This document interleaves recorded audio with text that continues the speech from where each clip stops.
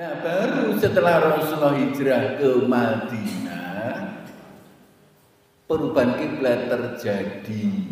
Itu diabadikan di dalam surat Al-Baqarah ayat 144. Ini pernah sudah saya sampaikan. Qad nara taqalluba wajhika fis sama. Allah itu selalu melihat bahwa Rasulullah itu selalu menengadahkan wajahnya ke langit. Itu artinya adalah Rasulullah gelisah ketika kiblatnya kok isi neng Masjidil Aqsa. Maka Allah tahu bahwa Rasulullah itu menghendaki kiblatnya dirubah, dan kemudian Allah merubah kiblatnya dari Masjidil Aqsa ke Masjidil Haram.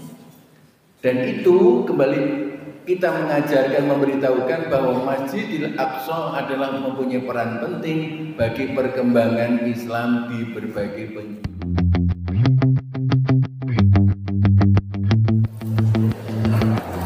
Assalamualaikum warahmatullahi wabarakatuh.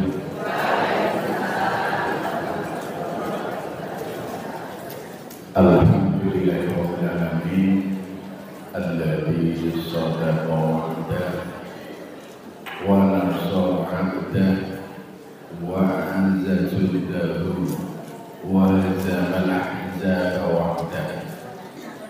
Asyhadu an la ilaha illallah wahdahu la syarika lah wa asyhadu anna Muhammadan abduhu wa rasuluhu alladzi la nabiyya ba'dah.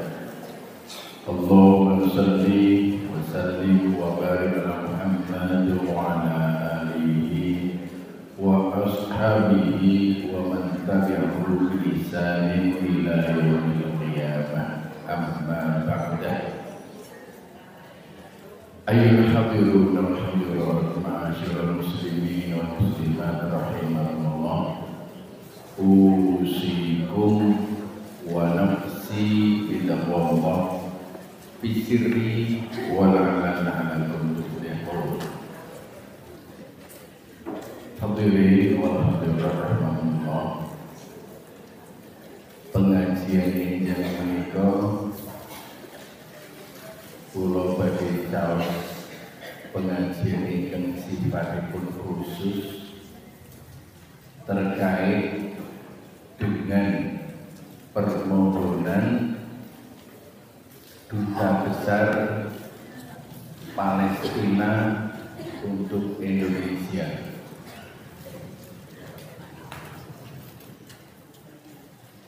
Duta Besar Palestina untuk Indonesia berkirim surat. Bisa jadi sebagian ibu bapak telah membaca surat yang dikirimkan oleh Duta Besar Palestina untuk Indonesia yang kepada pengurus masjid dan kepada umat Islam Indonesia untuk dua hal yang disampaikan oleh Duta Besar Palestina untuk Indonesia. Yang pertama, Duta Besar Palestina untuk Indonesia mengucapkan terima kasih yang tak terhingga kepada umat Islam Indonesia yang selalu memberikan bantuan kepada perjuangan umat Islam di Palestina. Karena bangsa umat yang secara khusus karena umat Islam Indonesia itu secara konsisten dan terus-menerus memberikan bantuan kepada perjuangan umat Islam di Palestina. Walau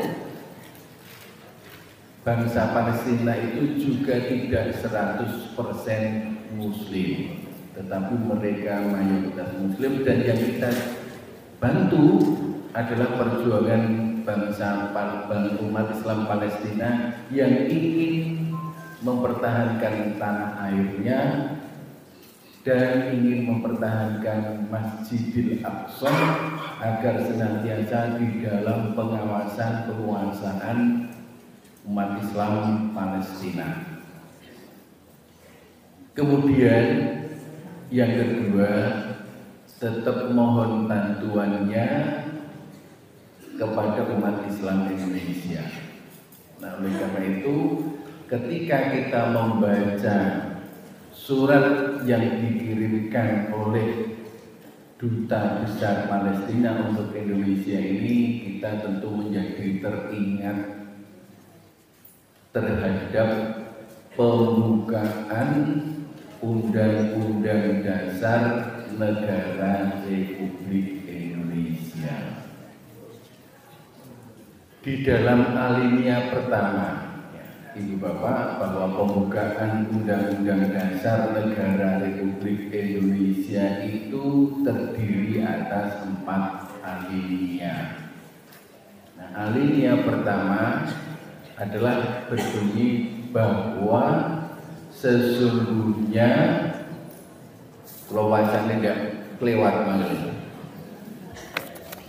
bahwa sesungguhnya kemerdekaan itu ialah hak segala bangsa. Oleh sebab itu, penjajahan di atas dunia harus dihapuskan karena tidak sesuai dengan peri kemanusiaan dan peri keadilan. Ini aliran pertama, dan ini tentu yang menjiwai umat Islam Indonesia untuk senantiasa memberikan bantuan kepada umat Islam di Palestina. Karena apa? Karena yang merumuskan, nah ini kita awali berkilas balik dulu, bagaimana umat Islam Indonesia, bangsa Indonesia itu memperjuangkan kemerdekaan. Ya. Bahwa pembukaan Undang-Undang Dasar Negara Republik Indonesia ini juga dirumuskan oleh para pendiri bangsa yang dijiwai oleh semangat Islam. Kok bisa begitu? Coba kita lihat bahwa pembukaan Undang-Undang Dasar Negara Republik Indonesia itu dijiwai oleh Piagam Jakarta. Ya, Piagam Jakarta itu dirumuskan selesai pada tanggal 22 Juni 1945. Pada alinea terakhir, ya, semua ya sama isinya kecuali pada alinea yang keempat.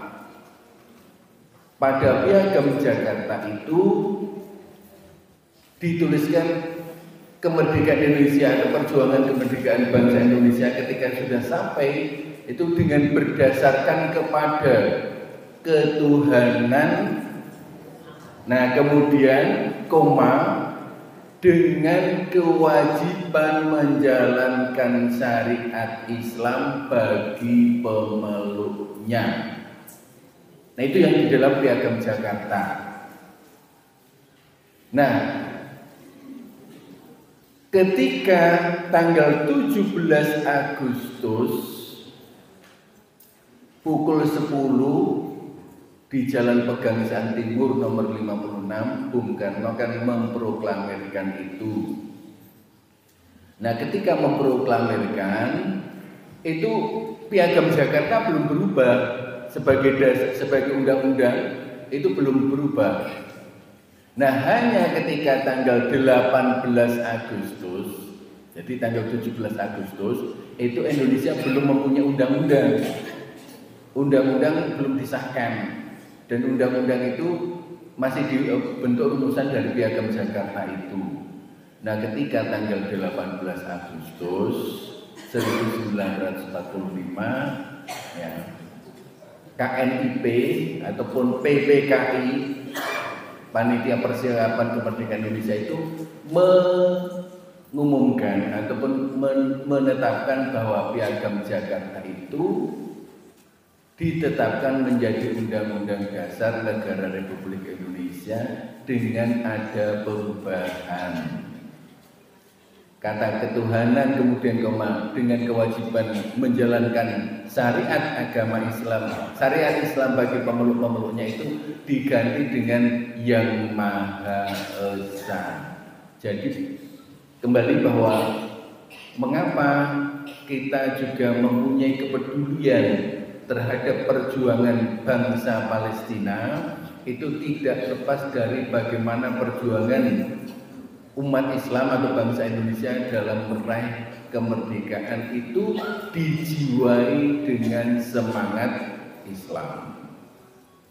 Dan ketika kita berbicara ketuhanan Yang Maha Esa, itu adalah kita harus mempunyai keyakinan bahwa Yang Maha Esa adalah kalimat tauhid. Jadi ketuhanan kemudian Yang Maha Esa itu adalah sebagai kalimat tauhid. Ibu bapak, inilah yang kemudian mengapa kita memberikan perhatian khusus bagi perjuangan bangsa Palestina atau umat Islam Palestina. Maka apa yang harus kita bisa lakukan? Apakah kita kemudian bersama-sama berangkat ke Palestina untuk berperang? Mongko nek berperang biasane sing akeh kan bapak-bapak. Bapak-bapak barisan kulon dhewe rata-rata wis di atas 50. Lagi mangkat kowe gruyang. Apa arep berperang? Ya tentu tidak. Maka apa yang harus bisa kita lakukan? Yang pertama, yang paling ringan kita lakukan dan paling mudah kita lakukan adalah berdoa. Ini paling gampang. Paling ringan bagaimana kita bisa memberikan bantuan kepada bangsa Palestina. Kemudian kita mengatakan, donga wong Palestina ora krungu. Ibu, bapak, bahwa ketika kita berdoa, itu kita berdoa bukan kepada bangsa Palestina, tetapi ketika kita berdoa untuk siapapun termasuk bagi bangsa Palestina itu kita berdoa kepada Allah. Jadi ketika kita mendoakan seseorang atau kita mendoakan satu kaum atau ketika kita mendoakan bangsa Palestina, itu yang kita doakan tidak harus mendengar. Karena kita berdoa bukan kepada seseorang itu, bukan berdoa kepada satu kaum, tetapi kita berdoa kepada Allah Subhanahu wa Ta'ala agar Allah memberikan pertolongan kepada bangsa Palestina. Itu. Nah, apakah mungkin? Sangat mungkin, karena doa kita didengar oleh Allah dan diijabah dan kemudian Allah memberikan bantuan.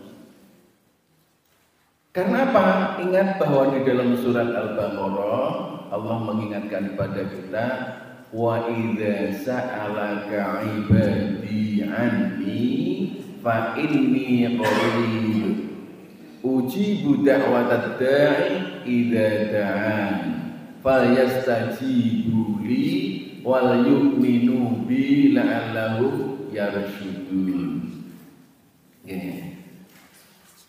Ketika kita ketika ini adalah ngendikanipun Allah mengajar kepada baginda Nabi, wa idza sa'alaka ibadi anni, wahai Muhammad, jika umatmu bertanya, jika mereka bertanya tentang aku, kata Allah, wa idza, dan jika sa'alaka mereka bertanya kepadamu tentang aku, wa idza sa'alaka ibadi anni, maka jawablah fa inni qarib, maka jawablah saya sangat dekat. Ujibu da'watad da'i idza da'an, aku akan mengijabahi jika mereka berdoa kepadaku. Padahal doa orang-orang yang mazlum, orang-orang yang teraniaya itu tanpa hijab atau tanpa menghalang. Maka hati-hati ketika ada orang yang teraniaya.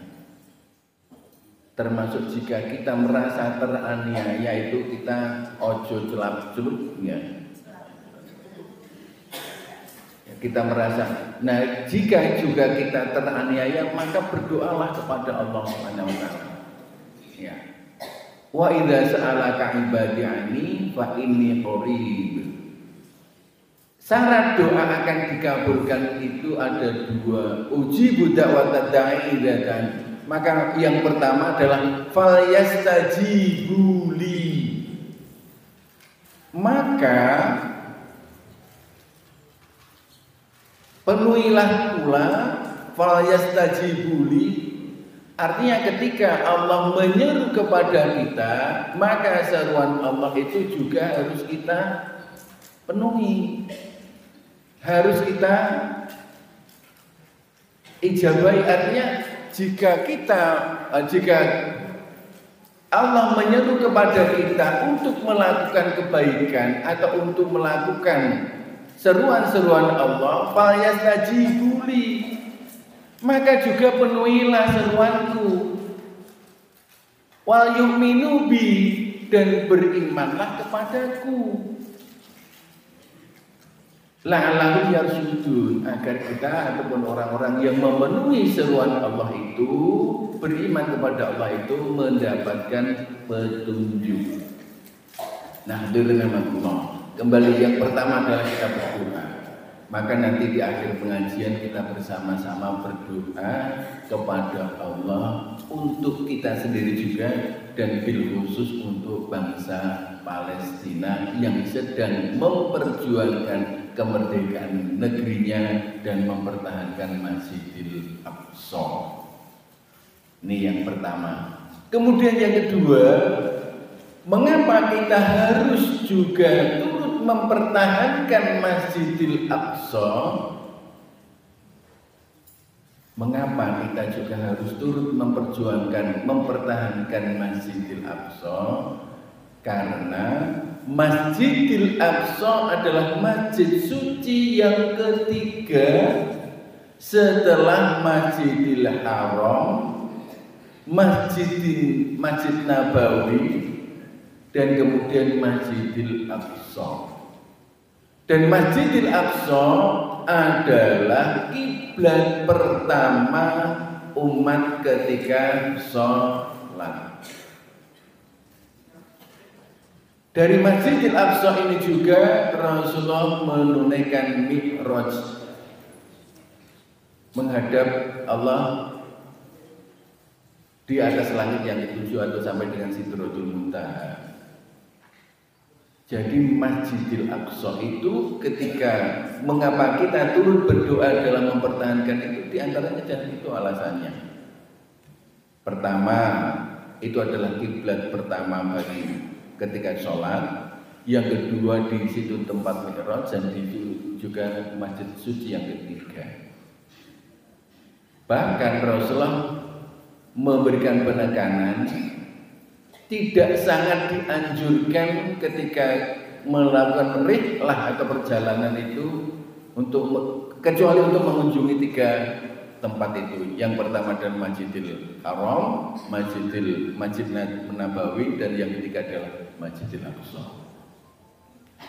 Dan alasan yang lain mengapa kita juga turut berdoa mempertahankan Masjidil Aqsa, karena ketika dikuasai oleh para penjajah Zionis Israel, itu akan dirubah fungsinya. bukan lagi untuk beribadah kepada Allah. Lah untuk apa? Ya tergantung sing menguasai. Wong dedekku dhewe mereka akan mengatakan demikian. Wong ini dalam kekuasaanku. Nah, oleh karena itu agar tetap pada fungsinya sebagai beribadah, sebagai tempat beribadah pada Allah, maka tentu kita merasa memiliki. Kalau kita merasa memiliki berarti kita harus mempertahankan. Nek cara Jawa njuk jenenge sak ndumuk bathuk senyari bumi tak rewangi pecahin dodo utahe lugiro. Maka insya Allah pasukan-pasukan Palestina yang gugur di medan perang itu termasuk para syuhada. Syuhada itu bentuk jamak dari syahid. Nah, berbicara tentang syahid, Ibu Bapak, berbicara tentang syahid itu ada yang dinamakan syahid dunia akhirat, ada yang dinamakan syahid akhirat.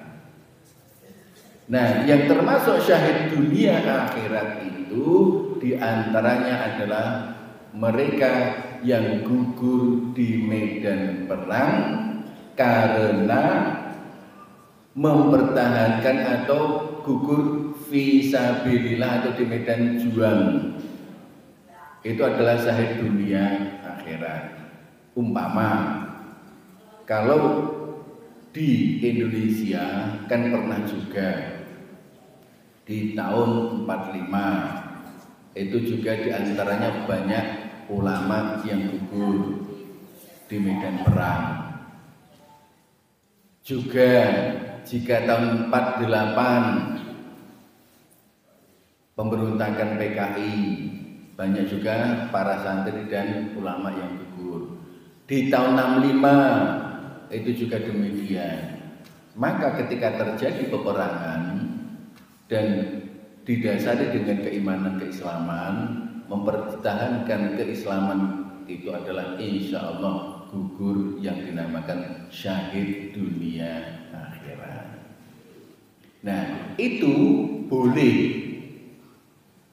tidak dimandikan, bahkan Rasul mengajarkan ketika seseorang yang syahid itu jasadnya lukanya rasa ditutupi, dikuburkan bersama pakaiannya. Itu yang syahid dunia akhirat tadi. Karena apa? Di situ akan memancarkan bau harum ketika orang yang syahid di medan perang seperti itu. Maka perbedaan orang yang maju di medan perang di Palestina itu, kalau tentara Israel itu diliputi dengan perasaan takut, perasaan cemas. Karena apa? Ojo-ojo aku mengko mati. Beda dengan para pemuda dan para pasukan Palestina, itu malah makanya ibu bapak perlu diketahui bahwa ketika bangsa Palestina itu akan maju ke medan perang itu ada beberapa syarat yang harus dipenuhi.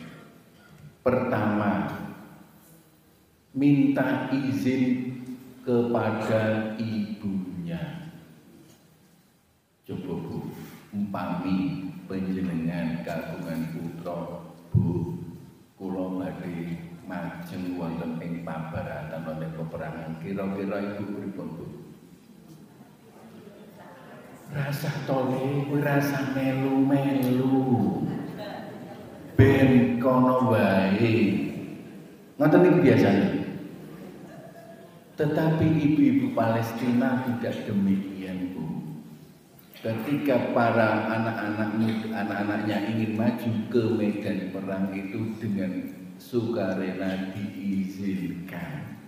Karena apa? Mereka akan menjadi syahid. Jadi maju itu niatnya adalah dengan berjuang dengan gigi, gini nek tekanin mati niku syahid. Kemudian syarat yang kedua, mereka tidak boleh meninggalkan jamaah sholat 5 waktu. Lah awake dhewe sok pripun? Mereka dalam kondisi perang pun tidak boleh meninggalkan jamaah sholat 5 waktu. Lah awake dhewe dalam kondisi aman we kadang pripun Pak?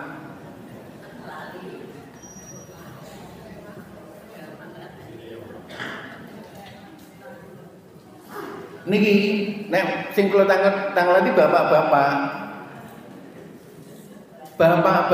niku kadang dalam kondisi aman we ora mangkat jamaah neng masjid. Lah mereka yang akan maju ke medan perang itu tidak boleh lepas dari itu. Kemudian harus juga senantiasa tadarus Al-Qur'an. Maka ketika maju itu benar-benar dalam kondisi taat pada Allah Subhanahu wa taala. Bukan kemudian mati rapopo. Mereka tetap berjuang dengan penuh strategi, dengan penuh perhitungan, gini nek tekaning pati syahid dunia akhirat. Nah, Ibu, termasuk ada syahid yang bersifat syahid akhirat saja. Napa? Termasuk ketika mati musibah pandemi. Ya, jika kita alhamdulillah kita ora mati, ini juga alhamdulillah.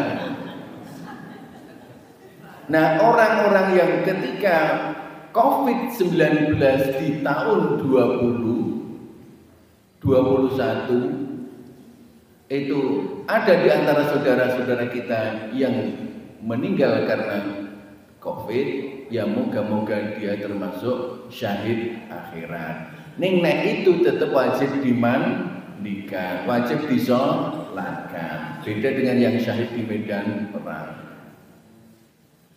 Nah, secara logika, Ibu Bapak, kalau secara logika ketika gugur di medan perang dadak dimandikan, disolatkan, niku mengko repot. Wah, di perang kok harus memandikan jenazah, harus mengubur mengkafani jenazah. Tetapi walaupun itu juga bersifat mubah saja, boleh, ya. Bahkan malah dianjurkan tidak dimandikan atau tidak dikafani. Termasuk yang syahid akhirat itu jika termasuk ibu-ibu ketika melahirkan. Nah, jika ibu-ibu pengen mati syahid akhirat, silakan ibu-ibu melahirkan lagi.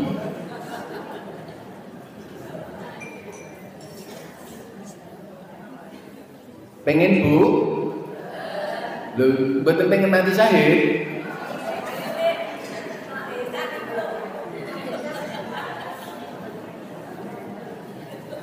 Iya, mati syahid niku juga tetap harus ada perhitungan, orang mati nekat. Lah nek usiane niku wis 55, usiane wis rentan, usiane wis swidak. Lah nek gini usiane swidak kok alhamdulillah isih bobot. Yo diterima saja. Niku kan nek ana pepatah Jawa, nek anak pola wong tua perada, nek wong tua pola anak tambah. Niki, jadi yang kedua, niki terkait dengan kembali ke masalah pengajian khusus kita. Ingkang kaping kalih kewajiban kula lan yang sami sakwise ndonga awake dhewe niku melu menginformasikan bahwa bangsa Palestina adalah mempertahankan tanah airnya dan berjuang li'i'la'i kalimatillah, untuk meninggikan, untuk memenangkan kalimat Allah, termasuk ketika mempertahankan Masjidil Aqsa. Ning Ibu Bapak, ketika kita memberikan informasi, kita harus bersumber dengan sumber yang dapat dipercaya. Ojo wonten menginformasikan ning informasinya ra jelas, malah bersifat hoax atau kebohongan. Ya, awak dhewe memberikan informasi ning informasine sing bener, ojo informasi sing ngapusi. Kemudian kewajiban kula lan sami yang ketiga terhadap bangsa Palestina, utawi terhadap peristiwa ini. Kula lan sami darbe kewajiban memberikan pembelajaran atau informasi kepada anak-anak kita, bahwa termasuk kita memberikan pengetahuan bahwa Masjidil Aqsa adalah masjid yang bersejarah bagi perkembangan Islam di berbagai belahan dunia. Nah, Ibu Bapak, perubahan terkait dengan perubahan kiblat ini pernah saya sudah aturkan di mimbar ini pula, bahwa ketika kiblat pertama itu memang di Masjidil Aqsa. Sampai dengan kapan? Sampai dengan Rasulullah hijrah di Madinah. Jadi perintah sholat 5 waktu itu kan 1 tahun sebelum Rasulullah hijrah. Saya ulangi, perintah sholat 5 waktu adalah peristiwa yang terjadi bersamaan dengan peristiwa Isra Mi'raj 1 tahun sebelum Rasulullah hijrah ke Madinah. Padahal Rasulullah di Makkah itu kira-kira 12 tahun 2 bulan, atau sering dibulatkan bahwa Rasulullah di Makkah itu selama 13 tahun, gampangnya gitu. Nah, kalau peristiwa atau perintah sholat itu adalah 1 tahun sebelum Rasulullah hijrah, berarti mulai tahun pertama sampai dengan tahun ke-12 kenabian Rasulullah belum sholat 5 waktu. Dosa ora? Bu, nek ora sholat 5 waktu niku dosa mboten? Ya kari sapa ora gitu. Ketika tahun pertama sampai dengan tahun ke-12 kenabian itu belum ada perintah sholat 5 waktu. Nah, ketika sudah ada perintah sholat 5 waktu kok orang sholat, berarti orang memenuhi seruan Allah tadi, ada falyastajibuli, maka penuhilah seruanku. Ketika Allah menyeru maka kita memenuhi. Ketika Allah sudah menyeru untuk menunaikan sholat 5 waktu, ya berarti kita wajib sholat 5 waktu. Nah, termasuk umat Islam Palestina yang maju di medan perang itu pun tidak pernah meninggalkan sholat 5 waktu. Maka ngeri ya.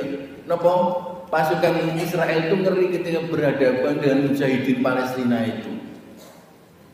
Mereka rawat dia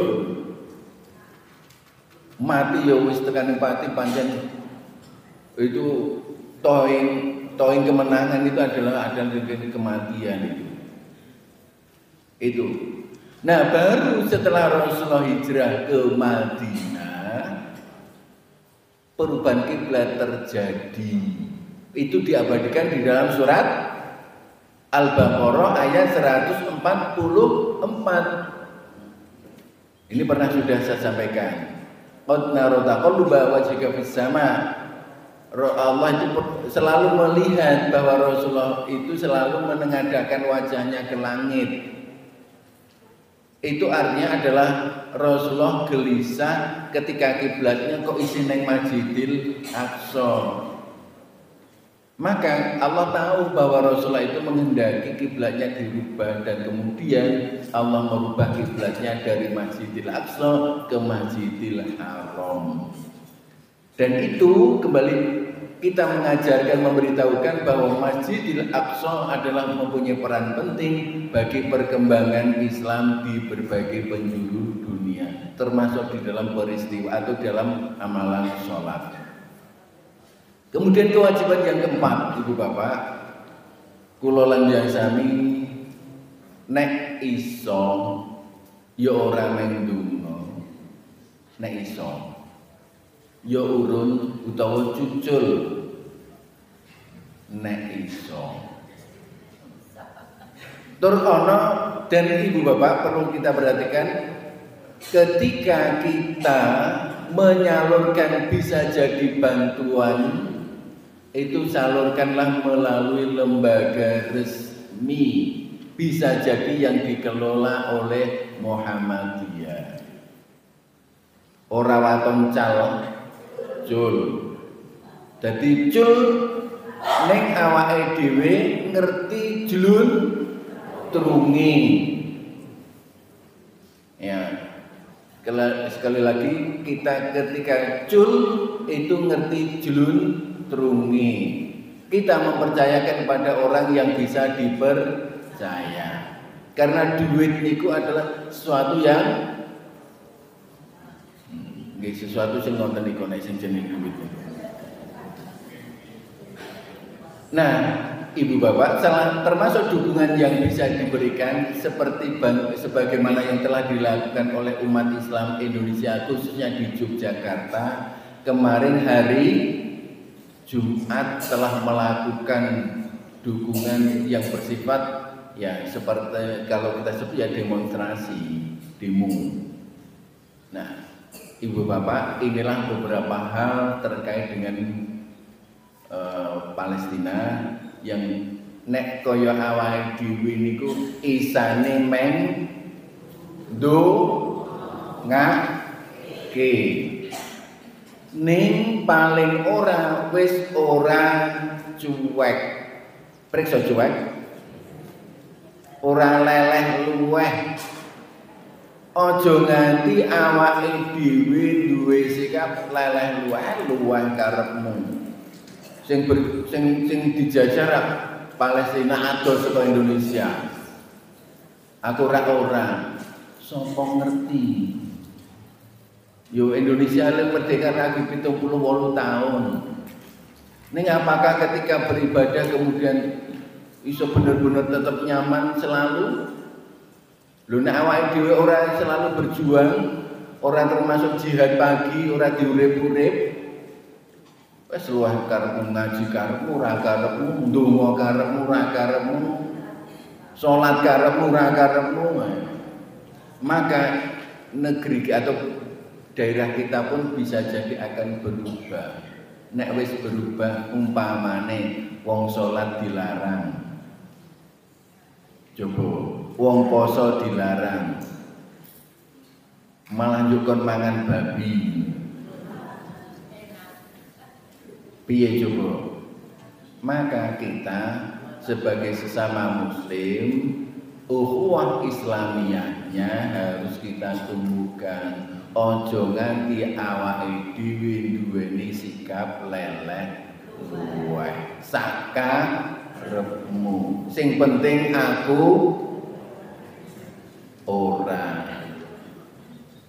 Nah, ini saja secara khusus pengajian pagi ini adalah doa untuk bangsa Palestina yang sedang mempertahankan kemerdekaannya dan mempertahankan Masjidil Aqsa yang akan direbut dan dirubah fungsikan oleh Zionis Israel.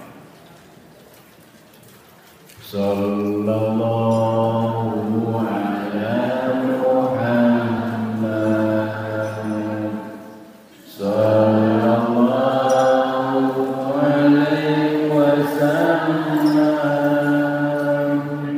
sallallahu ala Muhammad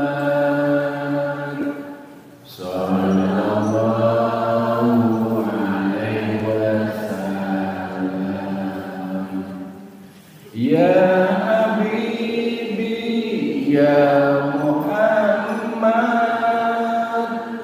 ya arusal khafiqaini ya habibi ya Muhammad ya arusal khafiqaini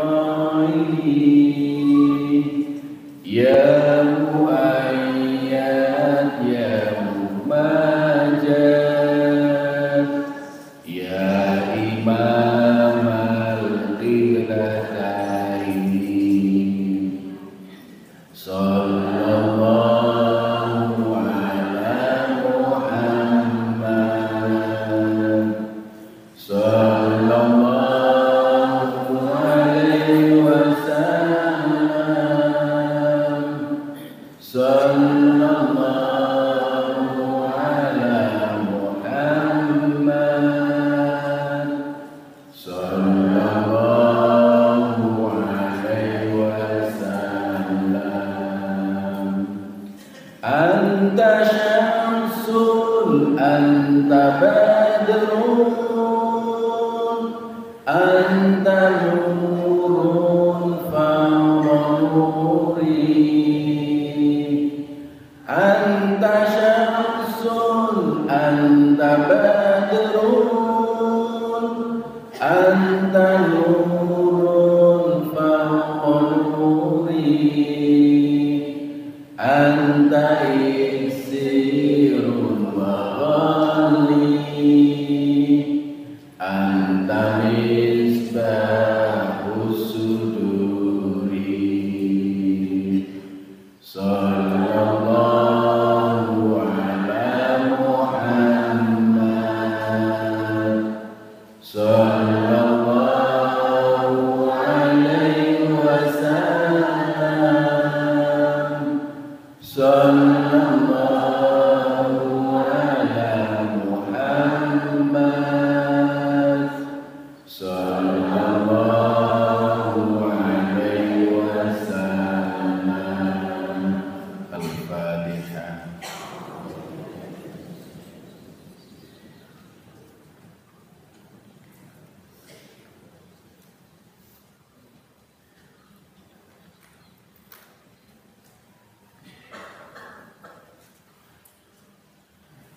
Alhamdulillahirabbil alamin. Hamdan yuwafi'an wa yukafi'u. Ya Rabbana lakal hamdu wa lakal syukru wa lakal mulku kama yanbaghi li jalali wajhikal karim wa 'azimi sultanik. Allahumma salli ala Muhammad wa ala ali Muhammad kama sallaita ala Ibrahim wa ala ali Ibrahim wa barik ala Muhammad wa ala ali Muhammad kama barakta ala Ibrahim wa ala ali Ibrahim innaka Hamidum Majid. Warhamna ma'am birahmatika ya arhamar rahimin. Rabbana zalamna anfusana wa illam taghfir lana wa tarhamna lanakunanna minal khasirin. Rabbana ighfir lana dhunubana wa liwalidayna warhamhum kama rabbayana shighara. Allahumma ighfir lil mu'minina wal mu'minat wal muslimina wal muslimat al-ahya'i minhum wal amwat innaka sami'un qarib mujibud da'wat wa ya qadil hajat. Rabbana taqabbal minna innaka antas sami'ul 'alim wa tub 'alaina innaka antat tawwabur rahim. Allahumma a'izzal islam wal muslimin fi Palestina. Allahumma a'izzal islam wal muslimin fi Palestina. Allahumma a'izzal islam wal muslimin fi Palestina. Allahumma ansurhum ya Allah. Allahumma ansurhum ya Allah. Fa innaka khairun nasirin. Allahumma ansurhum ya Allah. Fa innaka khairun nasirin. Allahumma ansurhum ya Allah. Fa innaka khairun nasirin. Bi rahmatika ya arhamar rahimin. Rabbana a'inna ala dzikrika wa syukrika wa husni ibadatik. Allahumma inna nas'aluka salamatan fid din wa afiyatan fil jasadi wa ziyadatan fil ilmi wa barakatan fil rizqi wa taubatan qabla al-maut wa rahmatan indal maut wa maghfiratan ba'dal maut. Allahumma hawwin 'alaina fi syakaratil maut wal najata minan nar wal afwa 'indal hisab. Rabbana la tuzigh qulubana ba'da idh hadaitana wa hab lana min ladunka rahmah innaka antal wahhab. Rabbana hab lana min azwajina wa dhurriyyatina qurrata a'yun waj'alna lil muttaqina imama. Rabbana atina min ladunka rahmatan wa hayyi' lana min amrina rasyada. Rabbana atina fid dunya hasanah wa fil akhirati hasanah wa qina adzabannar. Wassallallahu ala mursalin walhamdulillahi rabbil alamin. Jadi Bapak ada khilaf dan salahnya, mohon maaf. Assalamualaikum warahmatullahi wabarakatuh.